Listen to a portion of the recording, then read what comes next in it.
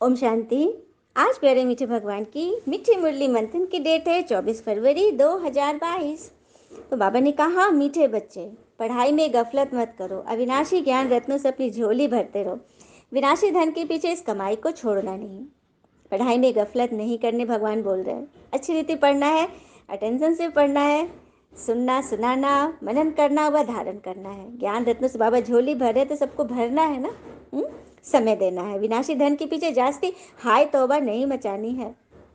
और कैसे हम खून भरे अपने अंदर, कोई बात जिंदगी में हो जाती है, उससे हमें कैसे सबक मिलता है और हमें ये पता चलता है कि भगवान हमें बराबर देख रहे हैं। चलिए एक प्रसंग सुनते हैं। एक बार की बात है, एक व्यक्ति जब किराना स्टोर से घी लेने जाता था तो घी तौल में मिलता था। तो जब भी वो तौल में चढ़ाता था, अगर अगर उसे 1 किलो घी लेना है और उसमें 2, 3, 4, 5 ग्राम अगर ज़्यादा हो जाता था, 2 ग्राम, 1 ग्राम भी, तो वो दुकानदार ना उसमें से 1 ग्राम निकाल लेता था। और जब भी वो लाता तो ऐसे ही करता था वो। एक दिन उस व्यक्ति को दुकानदार ने जब घी का पैसा लौटा रहा था तो 90 रुपया ज़्यादा दे दिया। तो ये सोचा, दे दूं कि क्या करूं, फिर रख लिया पॉकेट में। इस बात से रख लिया कि हर समय ये 1-2 ग्राम भी निकाल लेता है। आज इसका सारा निकल गया पैसा, मैं नहीं लौटाना। और नहीं लौटाया।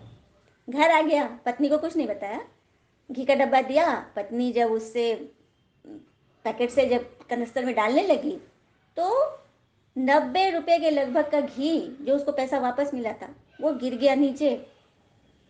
तब इसका दिमाग ठनका कि जो पैसा मुझे एक्स्ट्रा मिले वो तो मैं यूज नहीं कर पाया, वो तो बह गया। तो उसके मन में क्या ईश्वर देख रहे हैं मुझे? मन में उसको ये हुआ, संदेह हो गया। दूसरे दिन ऐसे कुछ दिन बीत गए तो एक बार और किसी और दुकान से उसको कुछ अधिक पैसे मिल गए और वो मन में सोचा कि चलो ट्राई करते हैं कि भगवान देख रहे हैं कि आज क्या होता है। 70 रुपये ज़्यादा मिले थे तो वो लेकर आया, कुछ सामान लाया था, कुछ खाने का सामान था और कोल्ड ड्रिंक लेकर आया था। तो घर पहुंचा, उसके पहले ही जो सामान लाया था वो नीचे गिर गया, तो वो वेस्ट हो गया। फिर सोचा लो कोल्ड ड्रिंक है उसको तो करें। तो शीशा का बहुत सुंदर ग्लास निकाला टेबल पे, जैसे डालने लगा वो ग्लास गिर के टूट गया। तब उसने अंदाजा लगाया कि ये दोनों मिलाकर 60 रुपये का मेरा नुकसान हो गया, क्योंकि 70 रुपये से ज़्यादा दिए तो 60 रुपये का तो नुकसान हो गया, बचे 10 रुपये। तो उसने पत्नी को फिर वो वाला बात बताया, घी वाला। और ये पत्नी बोली कि अरे हो सकता है। तो बोला कि सो क्या करें, क्या ऐसा है? तो उन्होंने बोला हाँ ज़रूर है, चलिए चलिए उनको पैसा लौटा देते हैं। तो वो लोग पैसा उसको लौटा दी, 70 रुपया। एक दिन फिर कुछ ऐसा हुआ, 10 रुपये उसको एक्स्ट्रा मिला। तो पत्नी ने बोला कि आज ट्राई करें क्या? तो हस्बैंड बोला नहीं नहीं अब नहीं ट्राई करना है। जैसे ही सोचा, देने ही वाला था, तब तक उसकी पत्नी को थोड़ा ठोकर लग गई और वो लोग संभल गए कि नहीं नहीं ईश्वर की नज़र में हम लोग हैं। तुरंत उन्होंने पैसा लौटाया। तो देखा, कोई भी गलत कर्म हम सोचते भी है ना, तो इस तरह से हमारा सब पूरा हो जाता है। तो गफलत किसी भी चीज़ में नहीं करनी है। कुछ भी हमको अधिक मिल रहा है वो तुरंत उसका काम करो, नहीं तो ऊपर वाले देख रहे हैं, है ना। प्रश्न है, जो बच्चे पिता के समान रहम दिल है उनकी निशानियाँ क्या होगी? उन्हें ज्ञान का नशा चढ़ा हुआ होगा। वे ज्ञान रत्नों को स्वयं में भर कर दूसरों को ज्ञान के इंजेक्शन लगाते रहेंगे, सबको आसुरी मत से छुड़ाते रहेंगे। सच बात है, आसुरी मत। यदि किसी के बारे में हम व्यर्थ में क्यों, क्या, कैसे अपना अहंकार दिखाएंगे कि हमने इनका इतना कल्याण किया, तो इन्हें भी करना चाहिए। तो ये है सबसे बड़ी आसुरी मत। इस मत से अपने को आप छुड़ाइए, क्योंकि माया यहाँ पर बैठी है।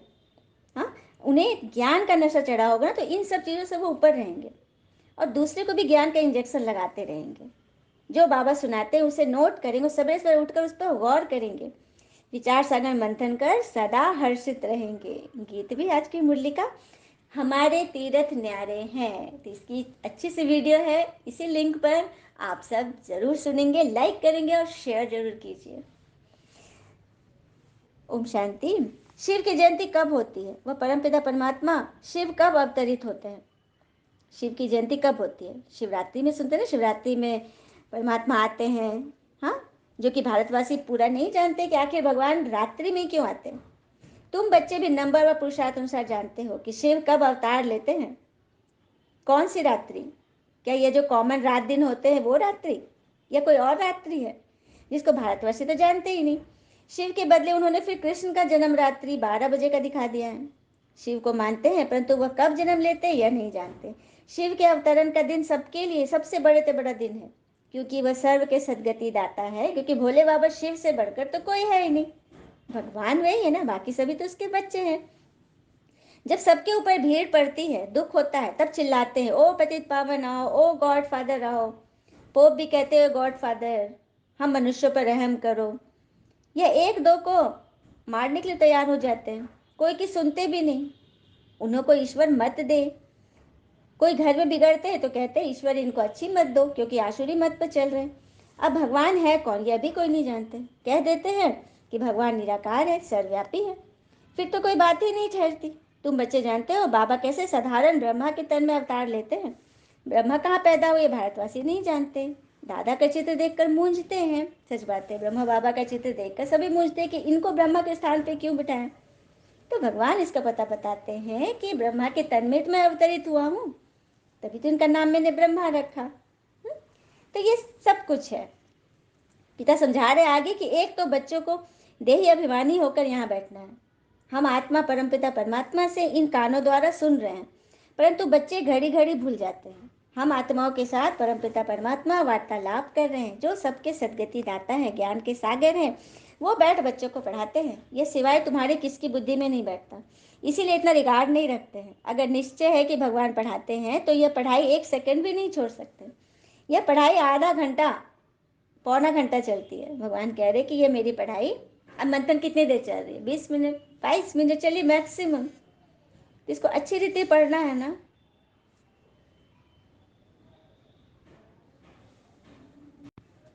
फिर बाबा आगे समझा रहे हैं कि सिर्फ मुझे याद करो, यह एक बात कभी मत भूलो, बाकी सब है विस्तार।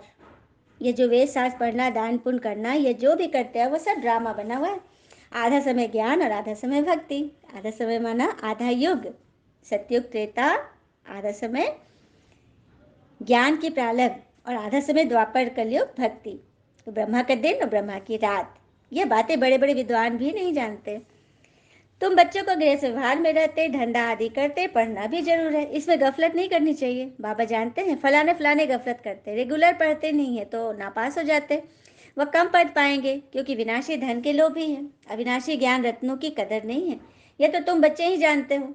साथ में अविनाशी ज्ञान रत्न ही चलेंगे। जिन्होंने बहुत पैसे इकट्ठे किए उन्हों के पिछाड़ी गवर्नमेंट पड़ी हुई है।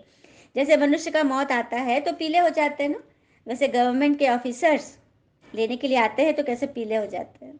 सच बात है, जब मौत, डर लगता है। डॉक्टर जब कह दिया कि अब इनकी उम्र बहुत थोड़ी है तो कितना डर लग जाता है।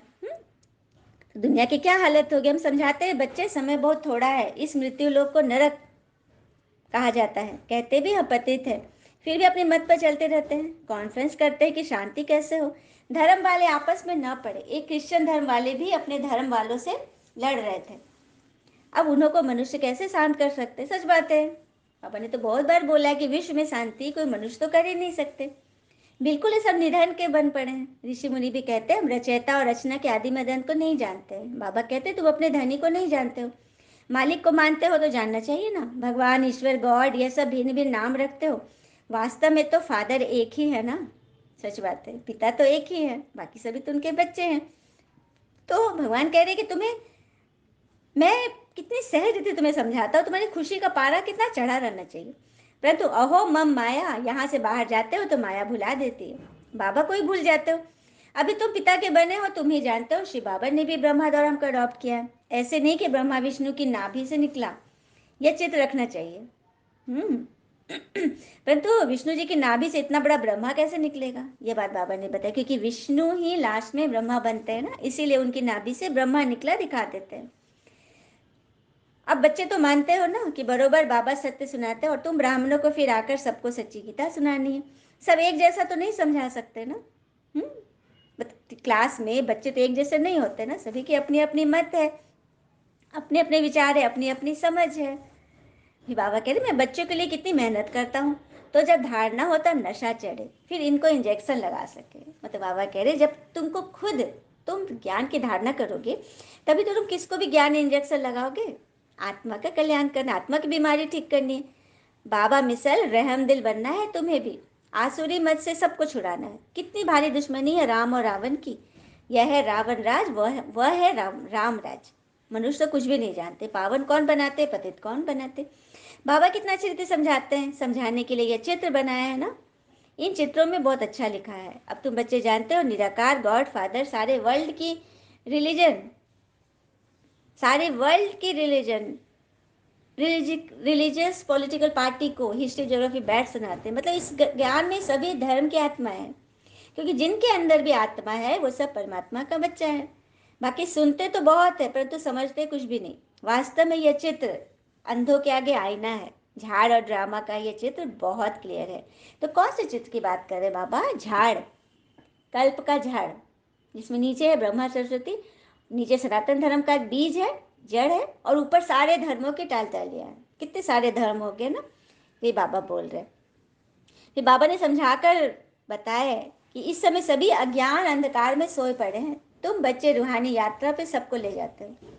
रूहानी राही बनाने के लिए कितना ज्ञान देना पड़े। बुद्धि स्वच्छ चाहिए, इस पुरानी दुनिया से एकदम उपराम।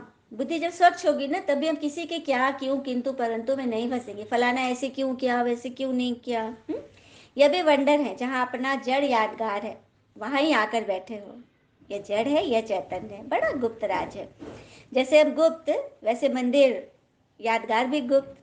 हम बच्चे गुप्त है ना, परमात्मा भी गुप्त है। गुप्त रीति आए है ना, तो गुप्त रीति अपने बच्चों को पढ़ा रहे हैं। प्रदर्शनी में अक्षर बहुत अच्छे होने चाहिए, तुम्हें समझाना भी बहुत अच्छी रीति चाहिए। आदमी आदमी को पहचानना भी चाहिए। बड़े बड़े आदमी आते हैं, कोई तो बहुत अच्छी रीति समझते हैं, कोई तो बस अच्छा अच्छा कह के कह देते हैं कि फुर्सत नहीं। सच बात है। अच्छा, मीठे बच्चों प्रति भगवान की नमस्ते। हम बच्चों के भी प्याले बाबा को नमस्ते। धारणा के लिए मुख्य सार। पहली पॉइंट, इस पुरानी दुनिया से उपराम रहना है। स्वच्छ बुद्धि बन ज्ञान धारण करके फिर दूसरे को धारण कराना है। विचार सागर मंथन करना है। दूसरी पॉइंट, पिता समान रहमदिल बन सबको आसुरी मत से छुड़ाना है। पिता समान रहमदिल बनना है। आसुरी मत, किसका इसका उसने ऐसे किया वैसे नहीं, ऐसा करना चाहिए, ये सब आसुरी मत है। इनसे अपने आप को छुड़ाओ।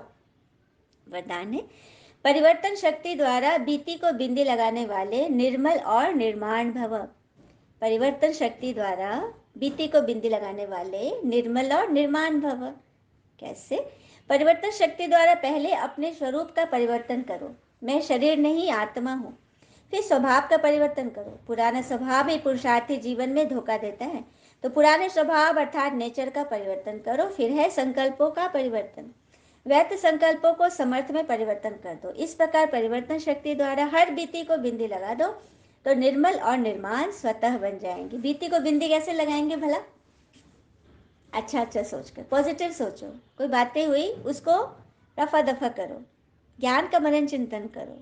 स्लोगन, मस्तक पर स्मृति का तिलक सदा चमकता रहे, यही सच्चे सुहाग की निशानी है। स्मृति का तिलक अर्थात ईश्वरीय याद, ईश्वरीय श्रीमत, क्योंकि ये श्रीमत ही, ये मुरली ही है, भगवान का हाथ और साथ, उसकी याद रहे तो तिलक सदा चमकता रहेगा, यही सच्चे सुहाग की निशानी है। अच्छा, ओम शांति। शुक्र मीठे बाबा, वो बाबा के प्यारे प्यारे बच्चे। थैंक यू बाबा। All is well always. Om Shanti.